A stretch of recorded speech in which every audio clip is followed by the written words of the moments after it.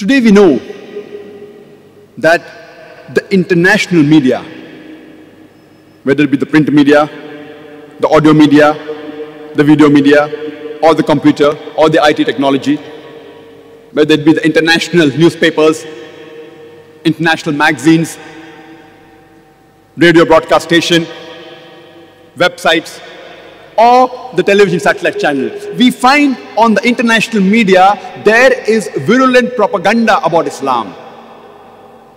We find that the international media, they are bombarding misinformation about Islam.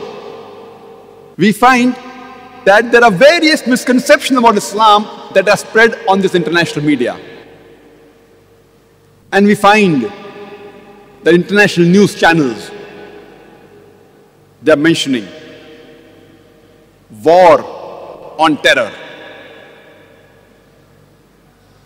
Or some of the international news channels, they are saying war for peace. Actually, what they're doing is not war for peace, war on peace. In other words, war on the religion of peace, on Islam. The international media as a whole today, we find that they are projecting Islam as though it is a religion of terror. It's a religion which does not want peace to prevail. And unfortunately, we Muslims, unfortunately, we aren't really replying to this international media, and there are various techniques that are used by this international media to project Islam in a wrong way.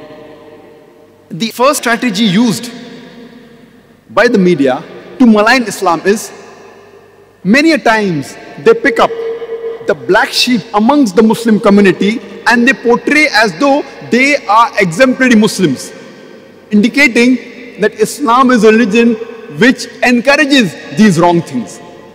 We have to agree that there are black sheep in our community. There are some Muslims who do illegal activity. They pick up these selected Muslims and they portray on the media as though they're exemplary Muslims, giving a picture to the world that Islam is a religion which encourages these illegal activities. These activities which are against humanity.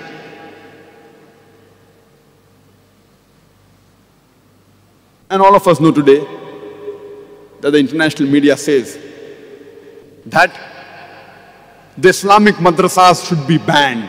Why? Because they produce human beings who cause terror, who disrupt the peace of this world.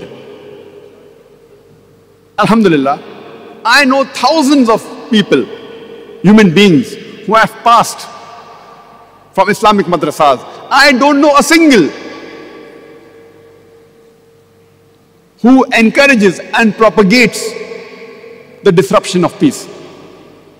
That does not mean that there will not be any Muslims who have passed from madrasa who may be propagating wrong things. There may be a few. Surely it will be less than 1%.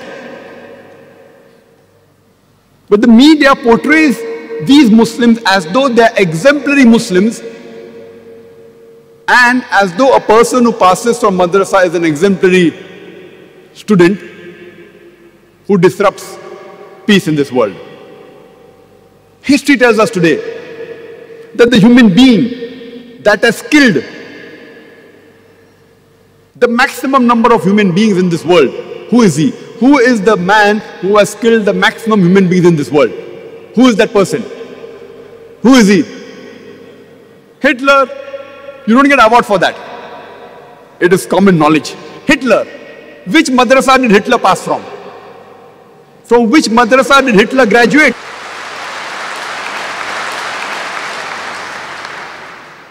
And you go down history, we know Mussolini, he has killed thousands of human beings. Which madrasa did he pass from? We know today that the mafia, the top drug dealers in the world, which madrasa did they pass from? You take a list of all the top criminals in the world, not what the media portrays. Actually, if you have proof, what they've done is wrong. I'm not bothered what the media portrays, who is terrorist number one, etc., without any proof.